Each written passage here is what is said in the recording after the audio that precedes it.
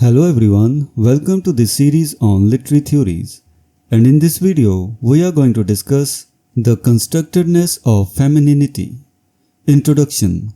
With feminist theory, there has been a significant emphasis on the idea that femininity is not an inherent natural quality but rather a social construct.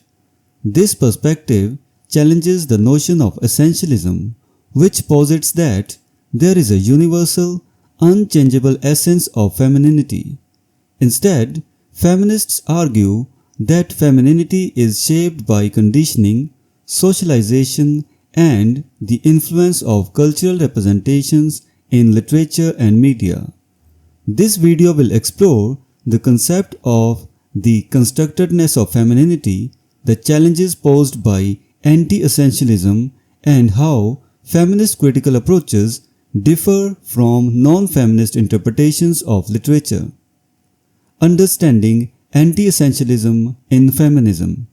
Anti-essentialism is a critical stance with feminism that rejects the idea of a fixed, natural essence of femininity. Instead, it posits that what we understand as feminine is a product of social and cultural forces.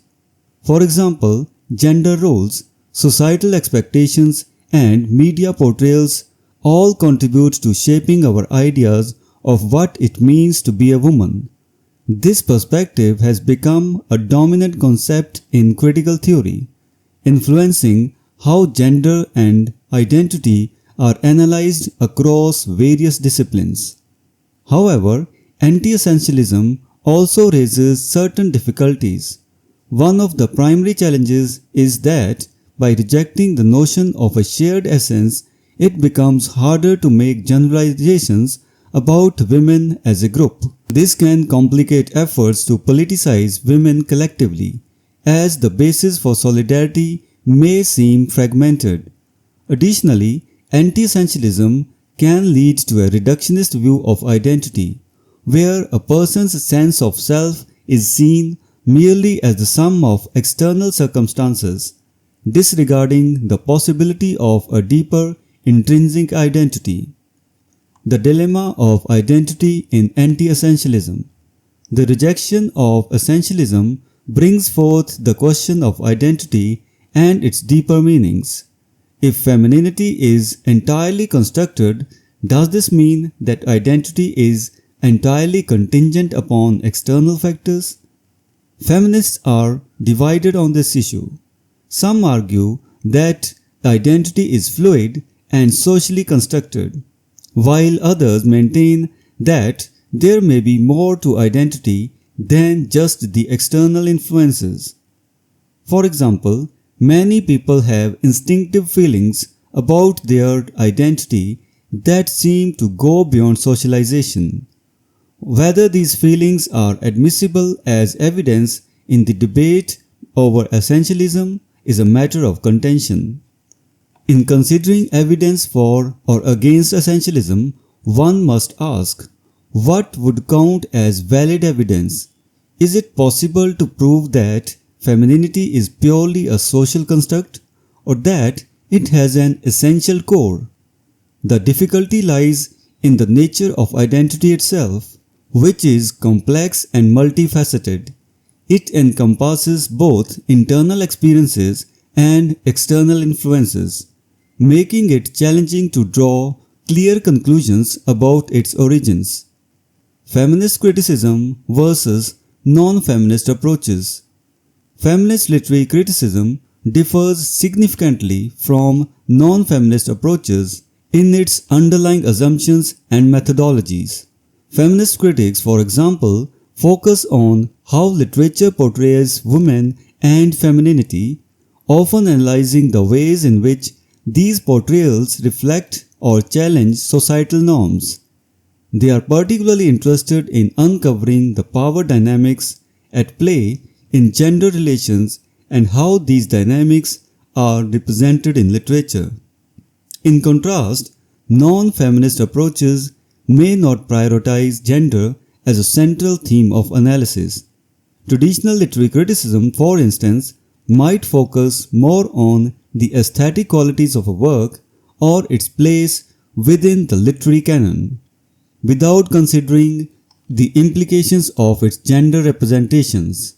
For example, in analyzing a work like Wuthering Heights, a feminist critic might explore the constructed nature of the characters' gender identities and how these constructions serve to reinforce or subvert patriarchal norms.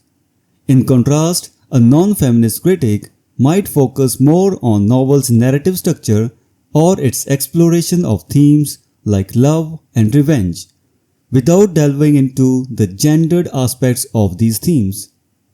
Case study: Wuthering Heights and Feminist Criticism.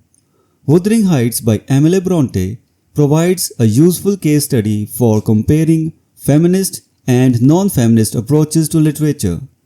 Feminist critics often examine how the novel's portrayal of its female characters reflects the social constructs of femininity in the 19th century. They might analyze how Catherine Earnshaw's struggles with societal expectations or femininity illustrate the constraints placed on women of her time. Moreover, feminist readings of Wuthering Heights might focus on the power dynamics between male and female characters, exploring how these dynamics reveal the underlying patriarchal structures of society. In contrast, non-feminist readings of the novel, such as those found in Macmillan Casebook on Wuthering Heights, edited by Miriam Allott, may focus on other aspects of the text. These analyses might explore the novel's Gothic elements, its exploration of human passion, or its narrative techniques, without necessarily considering how these elements relate to gender. By comparing feminist and non-feminist readings, one can see how feminist criticism brings to light the constructedness of femininity and challenges the traditional male-centered interpretations of literature. Conclusion: the concept of constructedness of femininity is central to feminist theory, offering a powerful critique of essentialism. However, anti-essentialism also presents challenges, particularly in terms of politicizing women as a group and understanding the complexities of identity.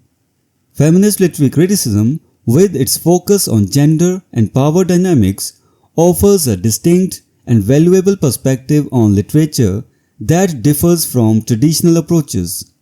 By examining works like Wuthering Heights through a feminist lens, we gain deeper insights into the ways in which literature reflects and shapes societal views on gender.